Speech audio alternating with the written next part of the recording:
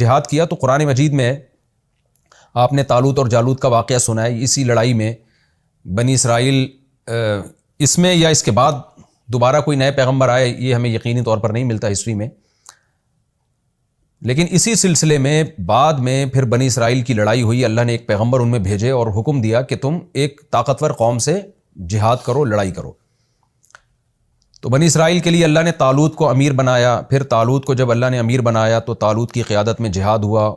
انہی کی فوج میں ایک داؤد علیہ السلام تھے جو پیغمبر نہیں بنے تھے۔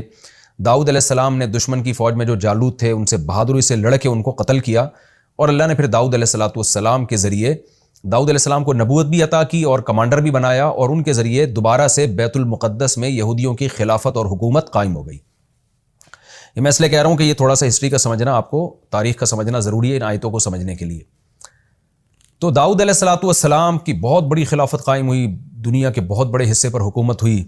آپ کو پتہ ہے کہ جب اہل حق اللہ کی راہ میں جہاد کرتے ہیں تو اہل باطل کی پھر ان سے دشمنیاں بھی ہوتی ہیں، تو اہل یہود کی دشمنیاں بھی بڑھتی چلی گئیں پھر دنیا کی مختلف قوموں کے ساتھ، لیکن اللہ نے فتح اور نصرت سے نوازا داؤد علیہ السلام کی قیادت میں یہودیوں کو۔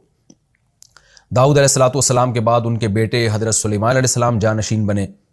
سلیمان علیہ السلام کو اللہ نے داؤد علیہ السلام سے بھی زیادہ بڑی حکومت دی، اور یہودیوں کا دنیا کی ایک بہت بڑی آبادی پر قبضہ ہو گیا، اور انہوں نے شریعت کو نافذ کیا اور اللہ کے دین کے مطابق عمل کرنے لگے۔